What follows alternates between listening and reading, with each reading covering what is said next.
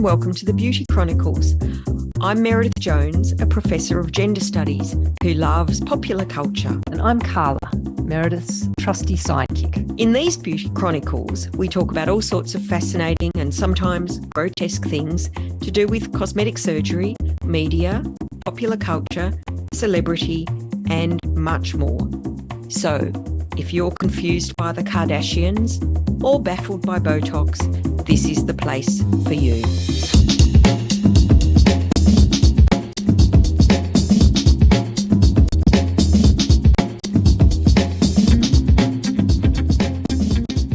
Okay, so what's on the ticket? Well, on the ticket, I thought we'd talk about all of Kim's Met Gala outfits. So we need to start with what is the Met Gala. Yeah, it's not a ball. Lots of people think to know what the Met Gala is. Yeah, it's not a ball. It's a fundraising dinner, basically. It was begun in 1948 and it was begun as a fundraiser for the Metropolitan Museum of Art's Costume Institute. So this part of the Met is one of the sections of the Met that has to raise a lot of its own money, and a lot of that is done through the Met Gala. So it began just as a dinner for socialites in 1948, and you had to buy a ticket. And since then, it's just grown and grown and grown, and now it is a really major event in the fashion and cultural calendar. I'd say the global fashion and cultural calendar, not just the States and not just the so-called Western world. But I get the outfit thing now, given its history as a fundraiser for the costume section. Exactly, yes. So it's matched up. It's always paired with the official opening of a new exhibition. And that exhibition has a theme. And the theme of the exhibition is also the theme for the opening night, which is the Met Gala. Now, for that opening night, your tickets this year, were $50,000 each. Now, for a lot of people, that's nothing, really small change for people like the Kardashians, for example. And you can also book a table for $300K. But, of course, there are only about 500 seats altogether, so it's heavily curated. The audience is as curated as the exhibition itself. And then, so if the tickets are so expensive, how does like AOC, for example, does she just get invited by someone? Yeah. So if you buy a table, then you have to run your guest list past the committee, which is Anna Wintour. Okay. So she gets the final say on all of the guests. And Anna Wintour also allows a certain number, I don't know how many, but a certain number of people who don't have any money, but who are the sort of often younger but newcomers to the fashion world, to the celebrity world, etc. And they get to come for free, and she dots them around the room. So you might have a table that, is the Louis Vuitton table or something, but Anna will put a couple of these young designers on it. Right. And she'll also veto everyone on your table. So that's who gets to go. And interestingly, cameras are not allowed inside.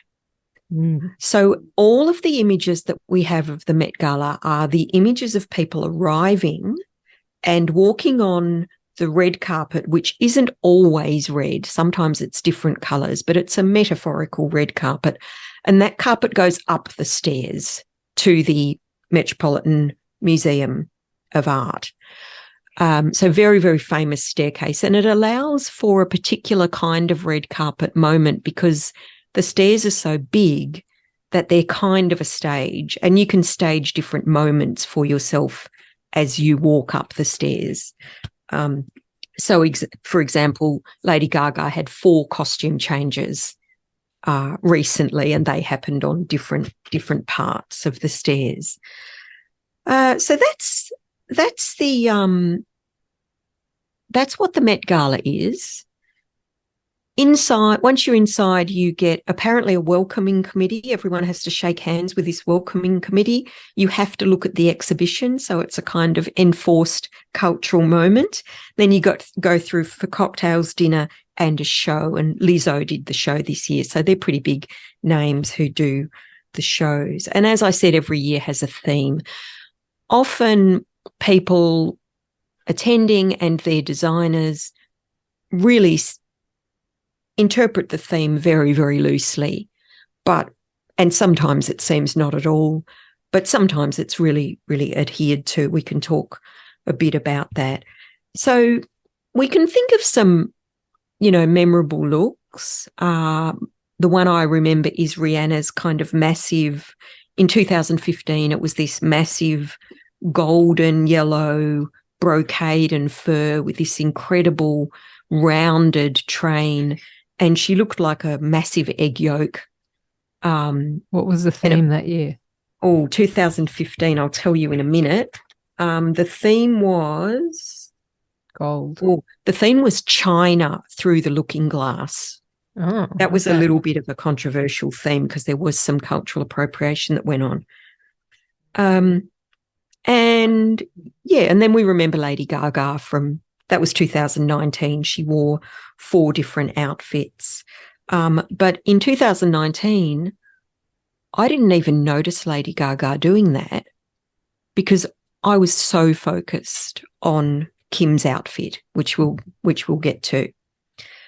There was Blake Lively's outfit. It kind of changed shape. She unfurled it. It unfolded like origami. It was really incredible. There've been outfits that change colour, like a Disney princess, like they're kind of, I don't know, filled with batteries or something, and they change colour. So it's hard. I mean, there's a fine line between costume and fashion, and lots of fashion theorists have written about this, but I think Met Gala really walks that line. They're mostly fashion designers working on the pieces, but they're working in a more costumey way.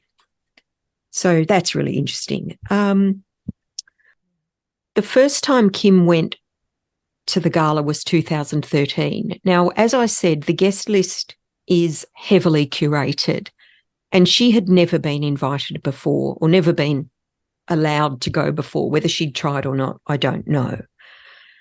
But she was now about to be married to Kanye West, was heavily pregnant with their first child, or medium pregnant, not heavily pregnant. And she wore a Givenchy dress. The theme was chaos to couture. She wore a Givenchy dress that was quite a busy floral jersey, and it covered her it had a turtleneck and it went right down to her toes, and she had matching shoes and matching gloves. And she was variously described in this outfit as looking like a carpet or a sofa, more like a sofa. Like, people were pretty cruel about it. And it was an interesting dress, but, it was maybe a slight misstep. I'm not really sure. It was one you remembered, wasn't it, Carla, when we were doing our prep? I don't remember any of these images. Oh, okay. I thought you'd mentioned the sofa dress. No. All right. No, the only dress I know is the one that AOC wore of Eat the Rich. Eat the Rich on it. But otherwise, I didn't. Yeah, that's a fantastic. I'm learning a lot about the Met Gala. Well, it shows how much I focus on Kim, that these are the only ones I can really remember. I had to remind myself. I remember Kim wore Marilyn Monroe's dress. Yeah, we'll get to that. That's the Met Gala? Yep, we'll get to that. Yep. Okay. Right, so, she was teased. Kanye was in his normal tuxedo. He's worn tuxedos to all of them except one, and his tuxedos have been variations on the theme of tuxedo. So she was his plus one and did look like a surfer. Then in 2014, the theme was Charles James, Beyond Fashion. And Charles James is this really old school, very white, glamorous, conservative but very high fashion New York designer. And that one was white tie. And there were complaints because apparently it's really hard to get white tie. White tie is literally men have to wear a white tie with a white shirt with their tuxedo. And for this one, Kim wore a really boring piece. I thought it was really boring. It was by Lanvin. It was simple. It was dark blue, strapless. It had a thigh-high opening, but it was long, and it was really conservative. And this was the same year that she and Kanye, pre their wedding, were on the cover of American Vogue. And that was controversial because lots of people think of American Vogue as really being very high class. And Kim was and still is somewhat thought of as being low class, B-grade celebrity despite her wealth, etc. So it was a little bit controversial, but there she was, endorsed by Anna Wintour, embraced on the cover of American Vogue by none other than Kanye West, who at that time was, absolutely the bee's knees in everything, and trying to be demure. This new sort of married pregnant lady, whatever it was. The cover of Vogue was a sort of pre-wedding shot. She's in a kind of wedding style dress. Yeah. Yeah. So that year's Met Gala in the dark blue, pretty boring, really, nothing to write home about. That was in May. And then in winter of 2014, her infamous Paper magazine cover came out. So in this is the Break the Internet image. On the cover of Paper magazine, she wore the black sequined dress that shows off her curves. It's a culturally appropriated image from an image of a black model. We can talk about that some other time. And her bum is kind of a shelf for a glass of champagne. She's opening a bottle of champagne that squirts the champagne back over her head and into the glass that sits on her butt. Inside the magazine, there were nude photos of her heavily oiled body in the same pose. So that came out in winter after the demureness of her at Met Gala and of her, on the cover of Vogue. That whole thing couldn't have been less demure. So by 2015, Kim's bum was the biggest news that had ever been attached to her, metaphorically and corporeally speaking. And her bum was the feature of the figure-hugging, sheer white, backless Roberto Cavalli gown that she wore. It was covered in crystals. It had a long feathered train, and it really wasn't on theme. I couldn't see how it was on theme, which was China through the looking glass. But maybe for once, Kim wasn't up to any cultural appropriation or adherence to stereotypes, unlike some of the other people at that year's Met Gala. So she can't be, I don't think she can be accused of that, just of killing many, many birds for that disgusting feathered train. Right. So, but it was all about the bum, right, by 2015. Then in 2016, the theme was Manus Ex Machina, hand and machine. And she wore a kind of a pretty standard tailored dress, very tailored dress, but it was made of silver metallic, and she called it Blingy Sexy Robot. And as far as Met Gala outfits go, it was uncontroversial, except that she and Kanye that year were matching. So that's the only time he hasn't worn all black. He wore ripped jeans and a silver jacket, a sort of biker jacket that matched her outfit. And weird green contact lenses. I think he was trying to look a bit robotic. No, the contacts were kind of greeny blue or something. Yeah. Yeah, that he was trying to look a bit robotic. So that was 2016. In 2017, the theme was Rei Kubo.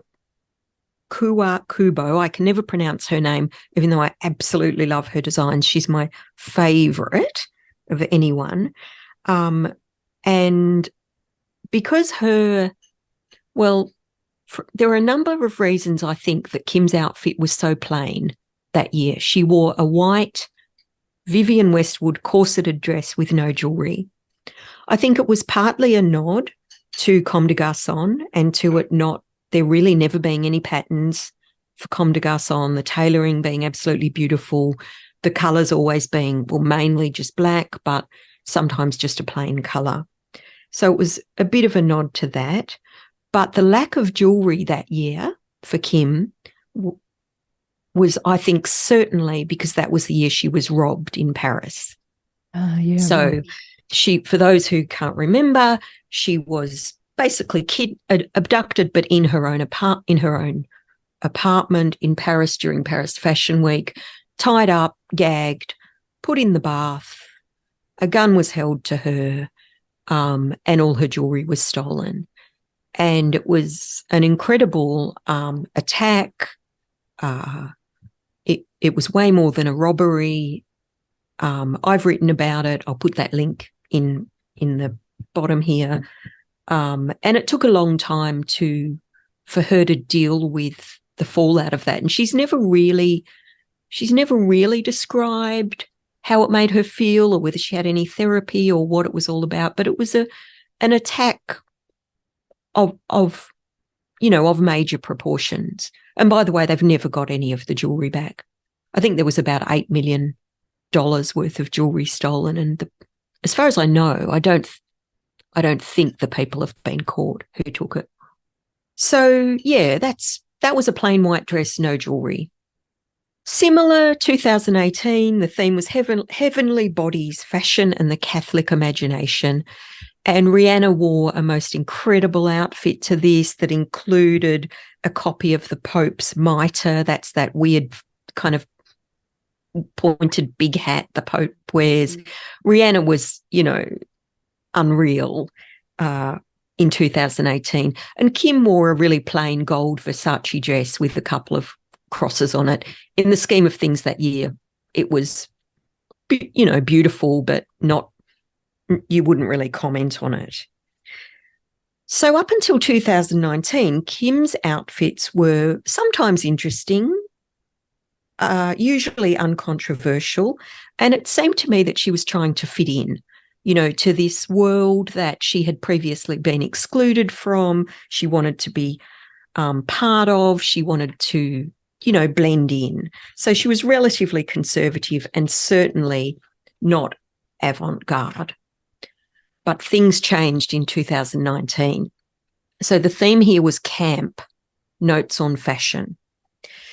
And she worked with Terry Mugler, who had not custom designed in 20 years, but she brought him out of retirement and it was the first thing he designed for the House of Mugler. And he spent 8 months creating this dress. It was inspired by a photo of Sophia Loren wearing a see-through wet dress in the movie that's called Boy on a Dolphin. Mm. And Mugler described the look that he created for Kim as this California girl stepping out of the ocean, wet, dripping. So the dress was skin-toned, same sort of tones as her skin, incredibly tightly corseted, dripping with crystals that looked like water droplets, and even her manicure had water droplets, crystals attached to it, a water crystal dripping from each nail. So this was Kim's first really controversial, really avant-garde, out there Met look. And it was largely due to the corset, because this was a tiny, tiny corset. She said of the corset, I honestly had to practice. it's a proper corset by Mr. Pearl. I never had one like this. It is insane. Now, Mr. Pearl is Mark Erskine Pullen, and he's a London-based corset maker who has worked with people like Lee Bowery, notably Lee Bowery's dead, Isabella Blow, also dead, and he's kind of the genius of corset making in the world. He often makes costumes for opera too. And the story for himself is that indeed he has trained his waist over decades to be down to 18 inches. He has a tiny, tiny 18-inch waist that's, looks absolutely otherworldly, I guess. So Kim told press of how she couldn't sit down in this dress.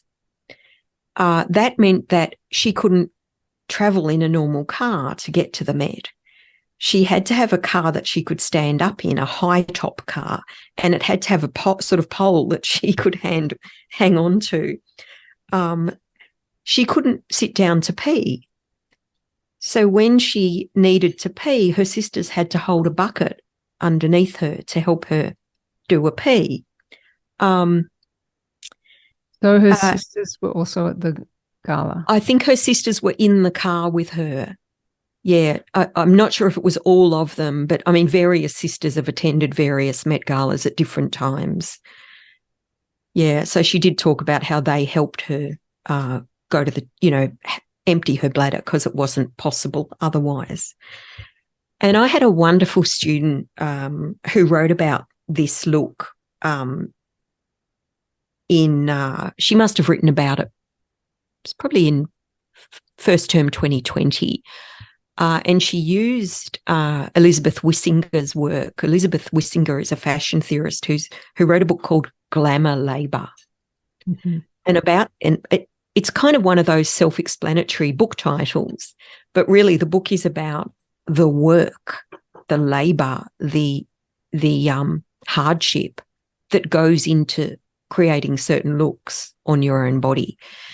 And so this wonderful student really showed how with this outfit, Kim epitomised what glamour labour was. And she took it to an extreme because the corset actually showed it and Kim explained it, right? So a lot of the looks at Met Gala would also take eight months to put together, would also include extreme physical discomfort, but people don't talk about it.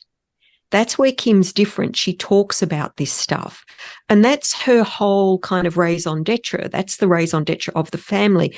They give a lot of the background to the way they look. Not all of it. But they're prepared to talk and show, that's what their glam teams are all about.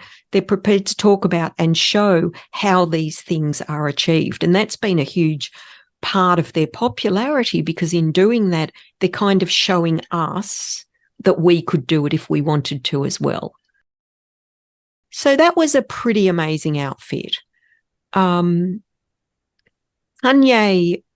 for that, was her plus one, but he was very much in the background. He literally stood off to the side.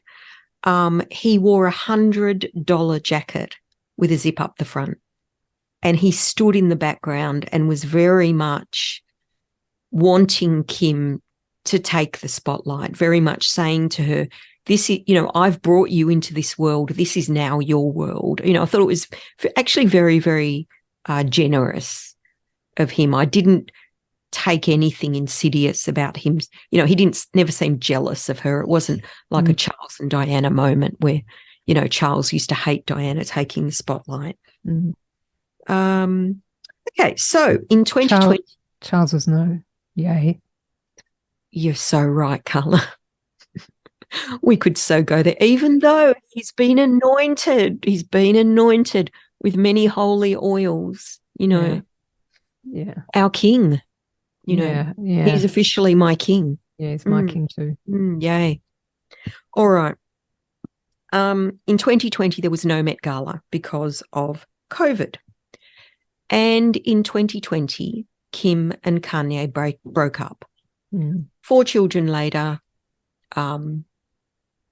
probably one of the most one of the most incredible homes in the world later, many of Kanye's best albums later, and some of Kanye's more controversial kind of public meltdowns? Maybe meltdowns, yeah, including him announcing that he was running for president. He announced that publicly, and Kim knew nothing about it. That she heard about it the same time we did. So there were a lot of things going on in 2020 for her. And there was no gala. Now, the hype around what she would wear in 2021 was huge. Most people sort of knew that Kanye wouldn't attend. I'm not really quite sure why, but he wasn't going to be there. How could that curvaceous, dripping wet mermaid be topped? What would Kim do? She arrived in custom-made Balenciaga, and it was a shocking sort of anti-outfit. It was as far from the ubiquitous glitter of the Met Gala as any outfit could be. There was no sparkle, no shine. There was not even a face, just a silhouette. This was a sort of vacuum, a black hole of an outfit, a kind of cartoon version of Kim Kardashian. The piece was made of a black stretch fabric, very, very matte and very, very black. It covered her entire body and head. It included a mini overdress and a double train. She had a floor-length ponytail that poked out the back of the full head mask. She kind of literally eclipsed. She was like an eclipse of the sun. She eclipsed everyone else at the Met Gala. No, I can't remember anything anyone else wore. No, they didn't get written about. It was all about this outfit. It was everywhere. It caused a huge amount of controversy and anger and distress and dismay. Why were people angry? Well, people were angry because they thought it might have been that it was bondage-esque or that it was burqa-esque. Maybe it was mocking the burqa. That it was mocking the burqa. I was going to say it's kind of like a burqa on steroids. High fashion steroids, yeah. High fashion burqa, yeah, absolutely. There were probably women who wear burqas who thought, I might want one of those. Maybe, exactly. And some said it was a comment on the Taliban's recent takeover of Afghanistan. The theme, by the way, was In America, a lexicon of fashion. And Kim tweeted, what's more American than a T-shirt head to toe? Right? Yeah. So was it a comment on the pandemic? The pandemic, death, her grief at the sort of dissolution of her marriage, America being this artifice of like surface and amazement, the land of Oz, but actually the reality underneath is that there's all this dark stuff going on. Yeah. There are voids and there's grief, and I like this outfit. I love it. Yeah, and it's a very powerful statement. Absolutely, yeah. Kanye, although not physically there and no longer Kim's partner, was very much still present. So he at this time was doing the Donda performances about his dead mother, and they were very black, he was often masked. The other performers were often masked, very, very dark aesthetic that he and Kim had been kind of working up to often with Balenciaga designers. So Kanye was kind of there and not there. Yeah, and has Kim ever commented on the outfits? Or the outfit of that year? I'll get to that. Before I tell you what she said, the outfit didn't come out of nowhere, right? It was a kind of aesthetic progression from the things that she'd been wearing for a year or more, which were Balenciaga catsuits, basically, head-to-toe catsuits. And I don't say jumpsuits, I say catsuit because they were skin tight, in all sorts of fabrics, from hot pink, shiny black, leather, leopard skin, even leopard print, even one made of what's that yellow tape that police wrap around crime scenes? That caution tape. Oh, it's like a plastic sort of Yeah, there was even one made of that stuff. So the silhouette wasn't a surprise, but it had been taken to this extreme. So she actually said to Vanity Fair in an interview, and this is to answer your question, what did she say? She said about the outfit, I fought against it. I was like, I don't know how I could wear the mask. Why would I want to cover my face? But Demna, that's the Balenciaga designer, and the team were like, this is a costume gala. This is not a Vanity Fair party where everyone looks beautiful. There's a theme and you have to wear the mask. That is the look. And then Demna himself told Vanity Fair that the mask covering Kim's face was, quote, conceptually speaking, quite important because people would know instantly it was Kim because of her silhouette. They wouldn't even need to see her face, you know? And I think that's the whole power of her celebrity, that people wouldn't need to see her face to know it's her. So I think that's an incredible way of thinking about this outfit as matte, black, faceless silhouette, instantly recognizable, because there are others if we're thinking about America and a lexicon of American fashion. The two who come to my mind are Catwoman and Darth Vader. Right? Both all in black, both masked, both instantly recognizable from their silhouette. And it's quite an unusual thing to be able to separate a face from a body, get rid of the face, and for that body to still be recognizable. It happens with celebrities in their faces all the time, right? We recognize people are known for their faces, like, you know, most famous, probably Greta Garbo. You know, I can't even think what Greta Garbo's body was like. It was just a body with this iconic face on it, right? And most actors, we know their faces, but we don't know them from their bodies. Their bodies are a bit more cookie cutter.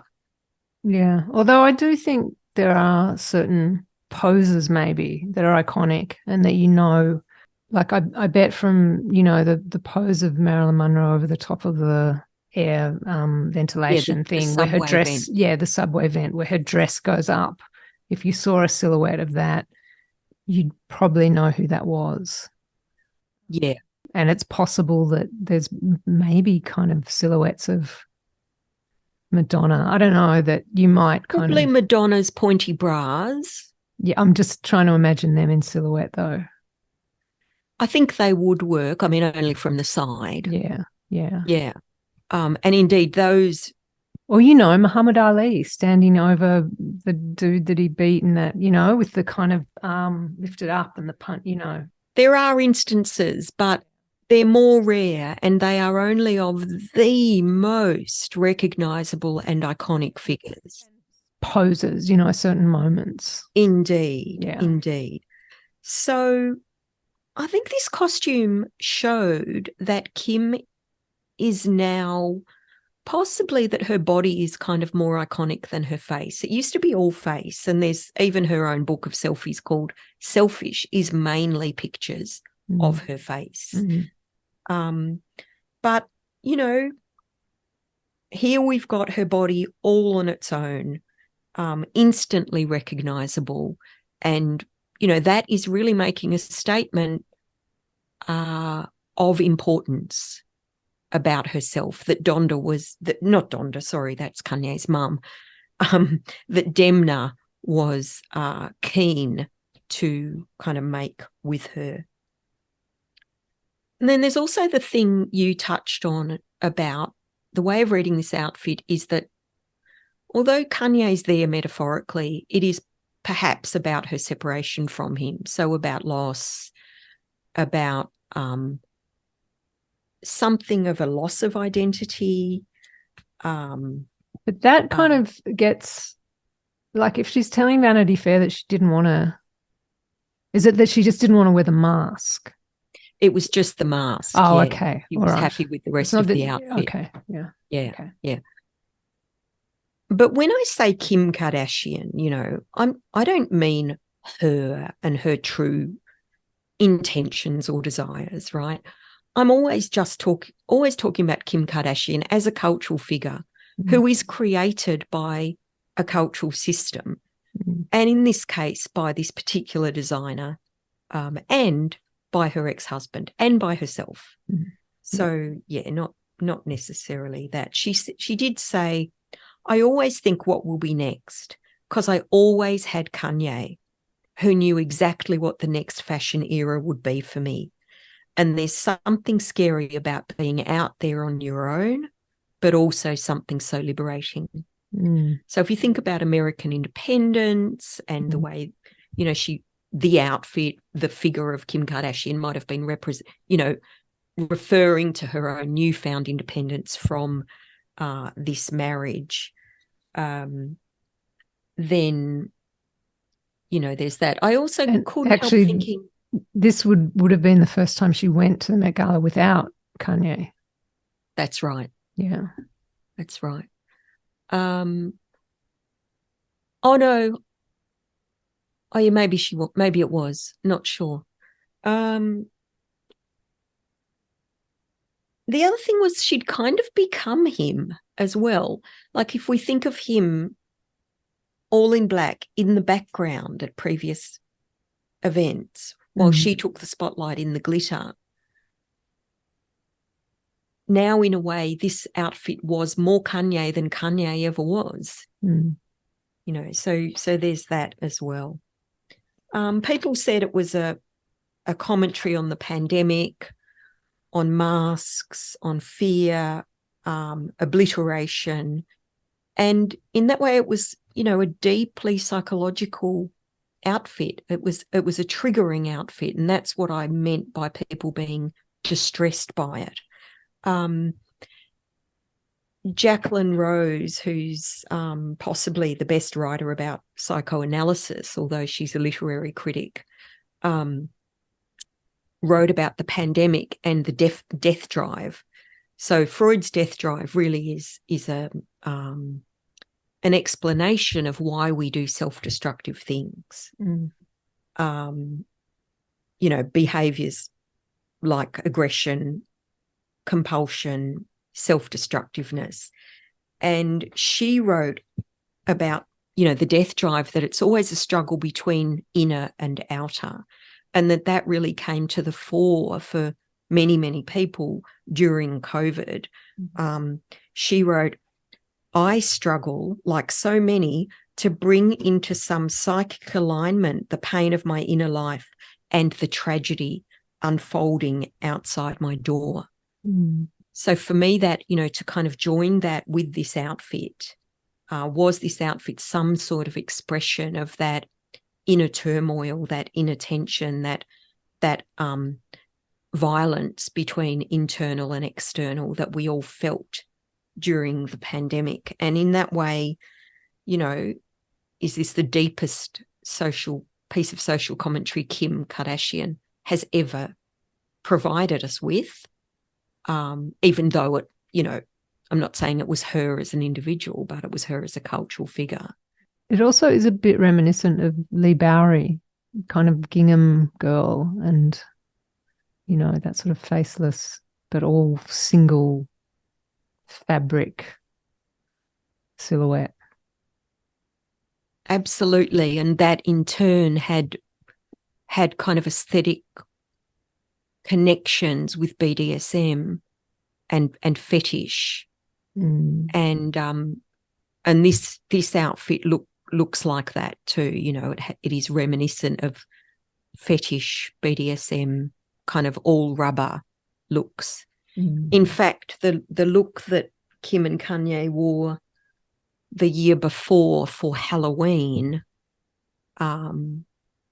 was very Lee Bowery. They had matching looks that were very, very Lee Bowery. Yeah, I agree with you. Yeah.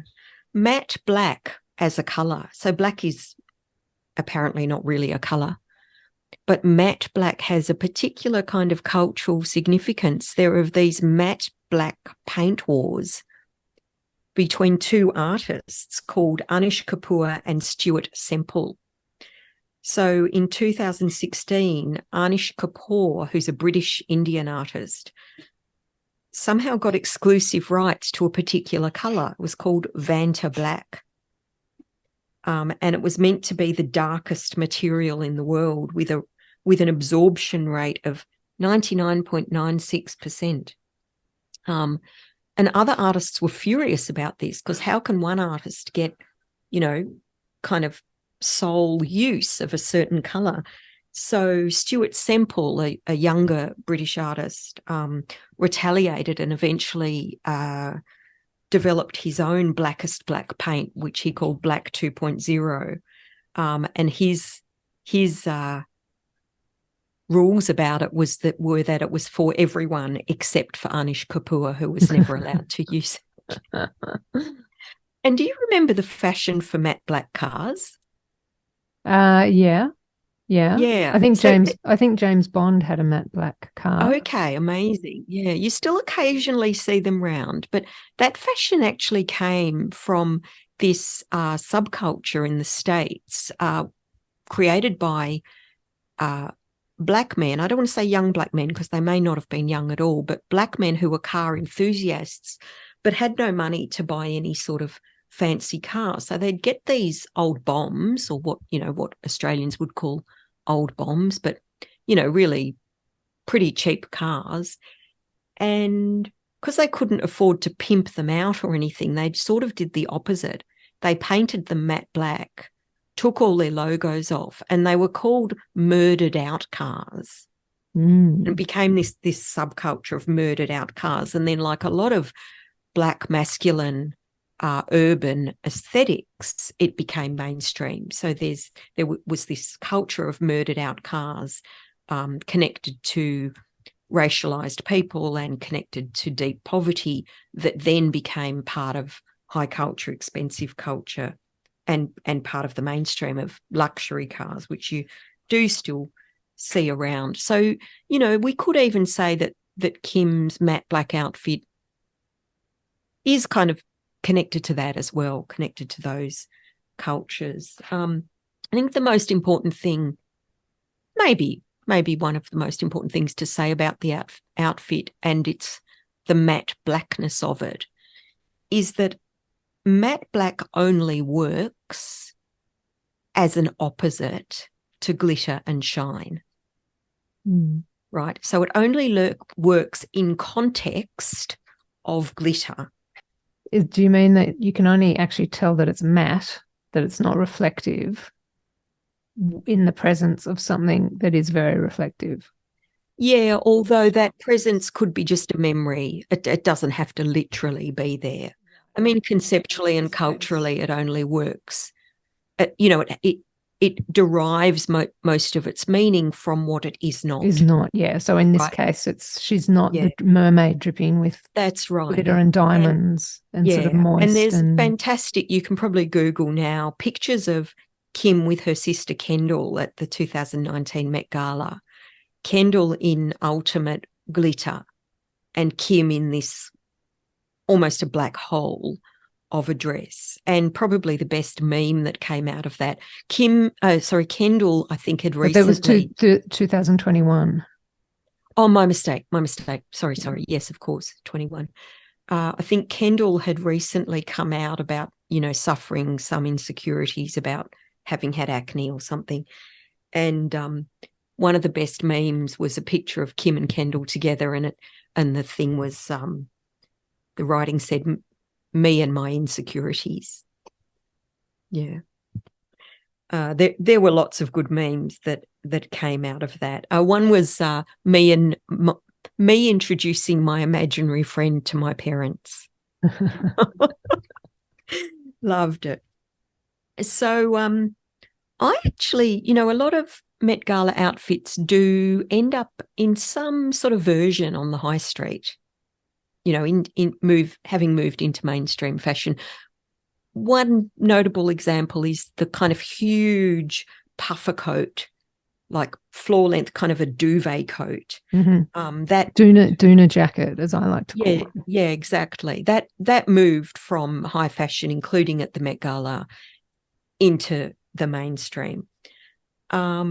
But I thought this outfit was too strange to enter the mainstream, and indeed it hasn't. Right. Without the actual head mask and without the train, it looks like something you would wear to the gym. Yeah, it's active wear, which was already in the mainstream. Exactly. It was and also which yeah. became very popular during the pandemic. Exactly. True. Yes. But I did see a Zara window not long afterwards. It was in Oxford Street, London, full of matte black outfits, trying to do, and they were more formal. They weren't leisure wear.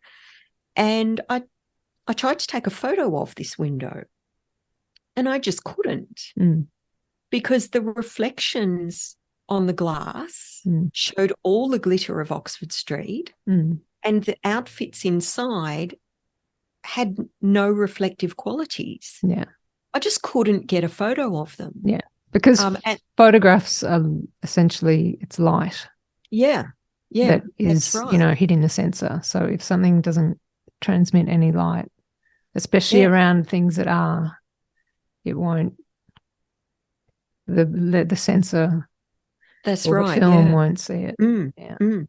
So that really made me realize that matte black is an antidote, it's a negative to the power of glitter and of shine, and of diamonds and of mirrors.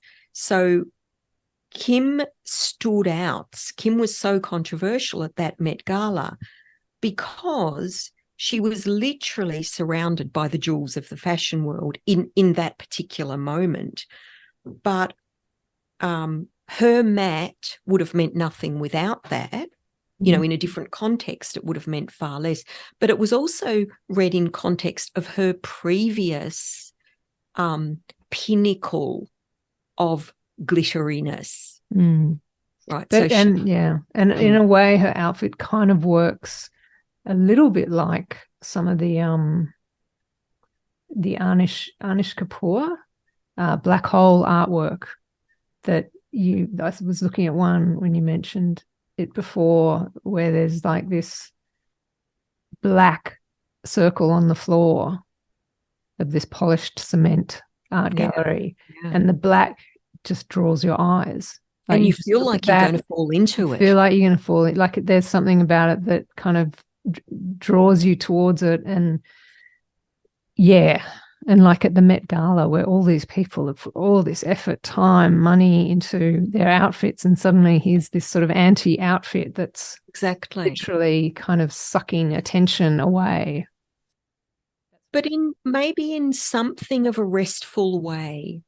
Yes, so a rest for our eyes. I think artists used to rest their eyes by looking into a black mirror? Maybe, I don't know. Yeah. Yeah, there was something restful about it. I guess it's, it also signifies sleep and anesthesia But it's also like just a blank space in the middle of all of this kind of visual over-the-topness. Yeah. And so that's why it's nice to kind of see it. That's right. Because you're not having to look at very much at all, just a shape. And whether she meant it or not, it was a political statement. So I found this quote from Kim Gordon, who's the lead singer of Sonic Youth. Yeah. And she actually did a series of artworks about murdered out cars back in 2016. And she wrote a song about them. And she said, "Black on black matte is the ultimate expression in digging out, getting rid of, purging the soup. Like a black hole, the supreme inward look, a culture collapsing in on itself." So, America in decline, could in some way this outfit of Kim's have been some sort of reference to this collapsing, crumbling empire. And also the Black Lives Matter stuff happened in 2020, didn't it? Yeah. So I think it was a much more of a political statement. It's all about what we read into it. We don't know what Kim actually thought about it. I wonder what would have happened if someone else wore an outfit like that. I don't know if anyone else has the silhouette that would have been instantly recognizable. It would have been different. Yeah. A man doing it would have been different as well. Interesting. Okay. So that brings us to what, 2022. And what did she do next? What did Kim do next? Now she's with Pete. Well, as I've spoken before and we've discussed on this podcast, the Kardashians were pretty much all about curvaceousness, Black aesthetics, cultural appropriation, of Black aesthetics, but also a celebration of them and a celebration of a kind of larger, more womanly, voluptuous body for a good decade. And that decade more or less coincided with Obama's 2 terms. I don't think that's a coincidence. But in more recent years, we have seen the Kardashians basically dropping that aesthetic. And perhaps there was no more obvious statement of that than her next Met Gala look, which was her in the Marilyn Monroe dress, the actual dress that Marilyn Monroe wore to sing happy birthday to JFK. This was a new body for Kim, thinner than thin, blonder than blonde, whiter than white. She supposedly lost 16 pounds in 3 weeks to try and get it on. It really, I think, represents a kind of revitalized cultural white supremacy partnered with a revitalized thin supremacy that's all about weight loss, platinum hair, and the accessory, a new white boyfriend. I don't know if he was Kim's first ever white boyfriend or partner, but certainly the only one I've ever known of. He didn't last long, but he was the white boyfriend for that moment. So people were generally absolutely furious about her wearing this dress. They said that she was besmirching, the wonderful memory of Marilyn Monroe. Well, that's very convenient to just forget. Who said that? Oh, everyone. Okay. It was all over Twitter that, Kim had no right to, she would never be as iconic as Marilyn. She had no right. Marilyn's memory is sacred. This dress is sacred, blah, blah, blah.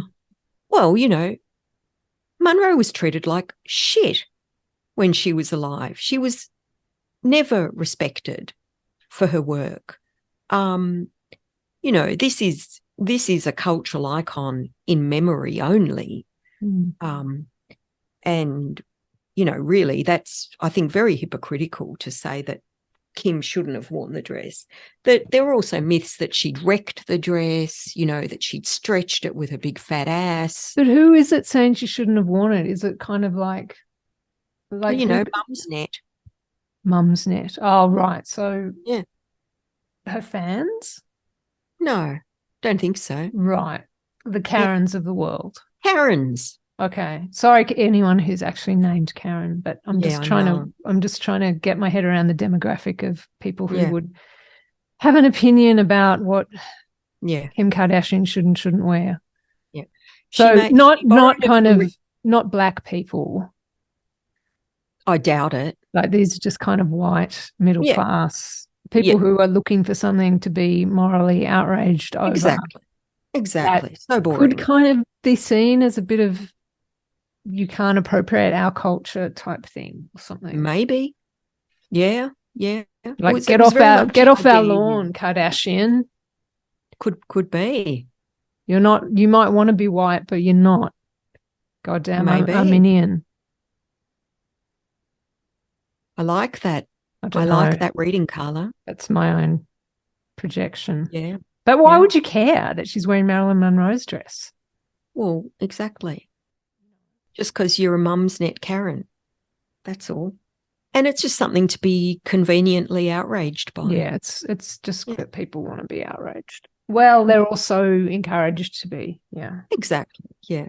Yeah. They said, she shouldn't have told everyone that she lost 16 pounds for it. That's made everyone get an eating disorder. Right. So there's also kind of a blah, blah, contingent blah. of body positive people that previously loved Kim for her. Yeah. And again, it's fine to lose weight, but don't tell anyone you've done it. Right. And don't tell them how you did it. Yeah. People said she'd wrecked the dress, which she didn't. Interestingly, who cares? You can fucking repair it. Well, I think it's 60 years old or something. And it wasn't stretch. I don't think stretch fabric really existed when this dress was made. So that's why she had to lose all the weight. And she wore it for 10 minutes on the red carpet. And then once she got inside, she changed into a replica of the dress. Yeah. So that was, an interesting little tidbits around it. But yeah, pretty. I mean, I loved her chutzpah in saying, I'm going to wear the Marilyn Monroe. Chutzpah. Yeah, apparently no C. No, okay. You don't pronounce the C. Yeah. I loved that, that she did that. Yeah. And even though it was, the ultimate, I'm really, really white now statement. And then this year, the theme was, by the way, the theme in 2022 was gilded glamour. So that fitted. Yeah. This year, the theme was Karl Lagerfeld, a line of beauty. And for this year, Kim recreated one of her own iconic looks, which is the nude photo shoot that she did for Playboy in 2007. That shoot featured in one of the Kardashian episodes, one of the early episodes in the very first season, I think. And it's always been amazing to me to watch that because of Kim, but because of Chris, the mum. So Chris accompanied her to the shoot. Mm-hmm. And there's, filthy old Hugh Hefner's there and everything. And Chris is on the sidelines while Kim's, there in the nude, posing, in the nude, but with many, many, many strings of pearls. Mm-hmm. And Chris keeps yelling out, "You're doing great, Kim. You're doing great, Kim." It just seems really pimpy to me. You're doing great, Kim. A bit stage mum-ish. You reckon? Yeah. Well, to the extreme. Exactly. You're doing great, Kim. And I just thought for this look on the Met Gala carpet, Kim should have had Chris as an accessory in the background, yelling out, "You're doing great, Kim." So it's a heavily corseted, skin-toned dress draped with pearls, but there are 50,000 of them. They're real pearls. These are not the plastic things she wore for the Playboy shoot. And she's gone from referencing one of the biggest American icons, Marilyn Monroe, to referencing herself. Mm-hmm. And I think that's a pretty big statement too. That's something not a lot of people would have the chutzpah to do. Good for her. Mm. Do you think she'll get invited next year? Will she be on the guest list? I'd say so. Yeah.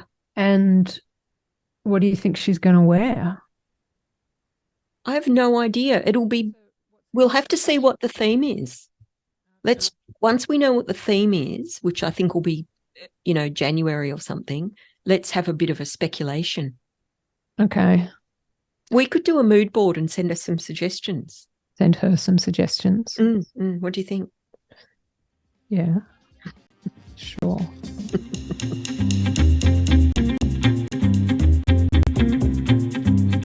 Well, I hope you don't feel like your soul is sucked out by all this talk. No, I feel like my soul's restored from seeing that black hole up against all of that Met Gala Isn't bullshit. that amazing? So it is refreshing in a way. For me it is, but I'm not someone who kind of engages with the world of fashion. Like, it's just too stupid for me to deal with. Carla, it's deep. Fashion is deeply superficial. Sure. And that's why I love it. And there was something deeply quiet about that outfit, wasn't there? Yeah, it was like a kind of ghost wandering through. Ghost in the Glitterati.